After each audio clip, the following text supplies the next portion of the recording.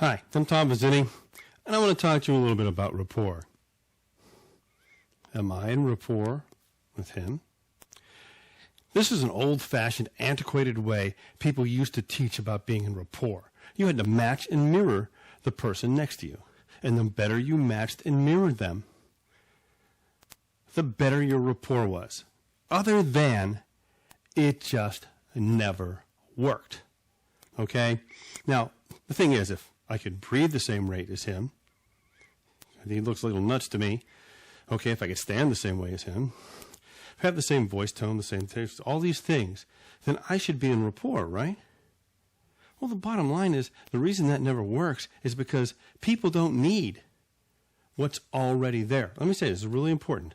People don't need what's already there. So, let me talk to you about this for a second, all right? You know, I've talked lately a lot, let me hit the Wayback Machine. Old-fashioned rapport, okay? Now, old-fashioned rapport was based upon the idea that people who were alike would hang out together, all right? What it ignored is the idea that everybody fulfills a different need. So if I would mirror, okay?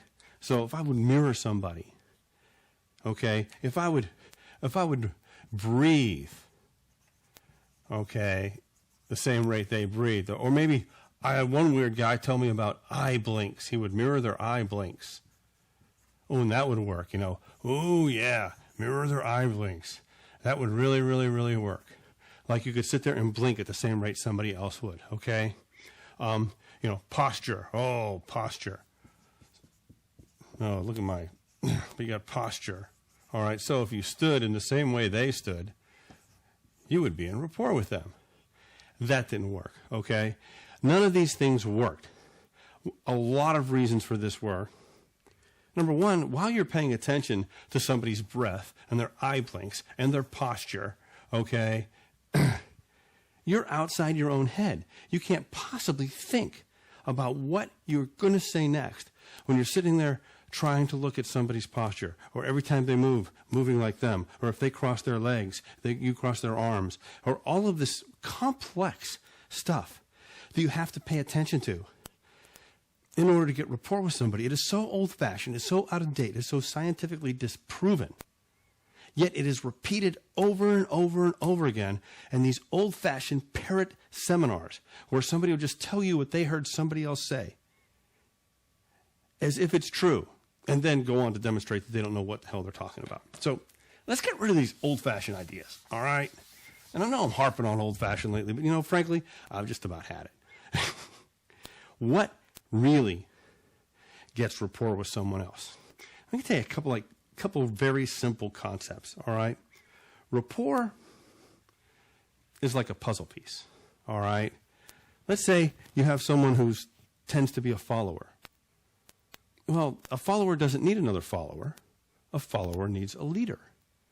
What if you have someone who's a leader? They don't need another leader. You ever seen two leaders get in a room together at the same time? It ends up being, an alpha male contest of who's the best leader. You don't have rapport. You have two people who don't fit each other. So think about rapport like this. And I'm going to give you a concept. It's like you have two puzzle pieces. This piece, okay, and you have this piece.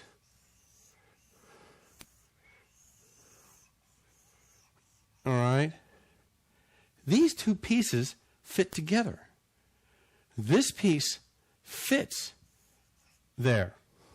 All right? So rapport isn't about mirroring.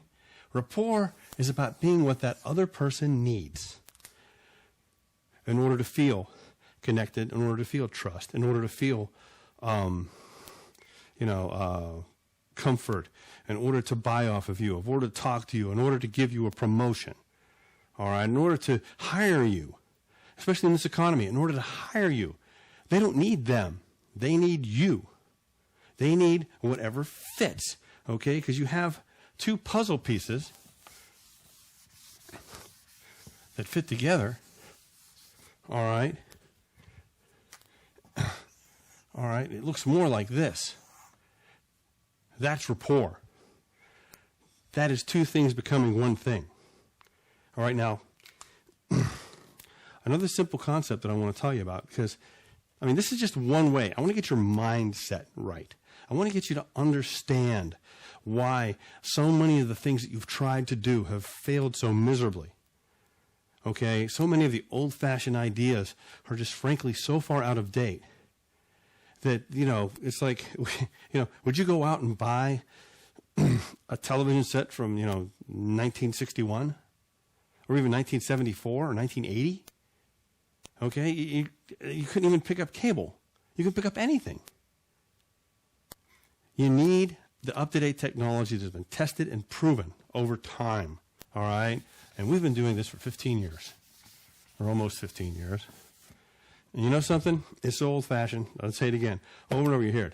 I used to teach it that way, but not anymore, okay? That's what the total life transformation process is about. The whole program. It's not a seminar. It's a program to teach you these new ideas, to get you to actually start thinking as far as getting results instead of clinging to old-fashioned ideas that haven't worked. So think about this, all right? I want to talk to you a little bit about positioning, okay? If someone, like I said, is a leader, what do they need? All right? They need someone who is initially, at least initially, a follower. All right? Does it make sense? How does this translate into you? Well, if you run into your boss, okay, or somebody who's interviewing you, or somebody who's in control, or if the cops pull you over, or you're trying to get rapport with a group of people and you want to get rapport with the leader of that group, you're going to have to become a follower for a moment. You're going to have to change your personality. You have to change your demeanor. You're going to change your point of view. You're going to have to change how you look at that person, so that they will see you through the filter that you see them through, so that they will accept you and you become what they need. All right? Now, where does this translate? Okay, so follower, leader. Well, you know something? Most people, unfortunately for civilization as we know it, aren't leaders. Most people are followers. So if you're in sales, most people who come in there don't come in there to tell you what they want. They come in there because they need to know what they want. So you have someone who's a follower, and you have to step into the role as a leader. Not just any kind of leader, okay? Because now you've got to define what a leader is. Is a leader going to be a dictator? Is a leader going to be,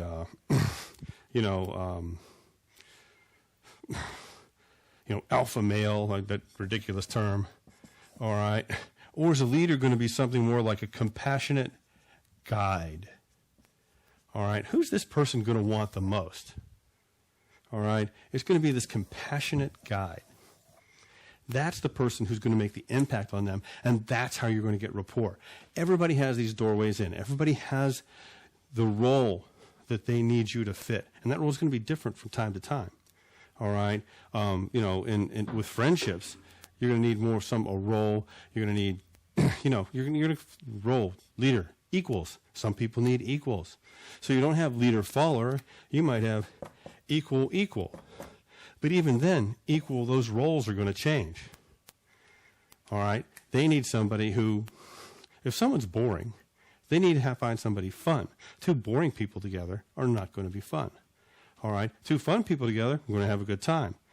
All right? If they have the same ideas of fun.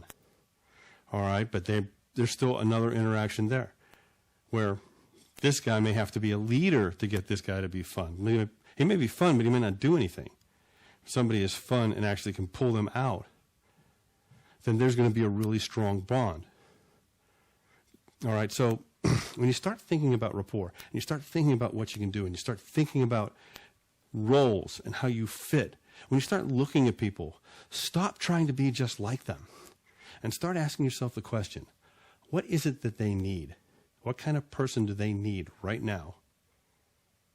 And how can I be that person for them?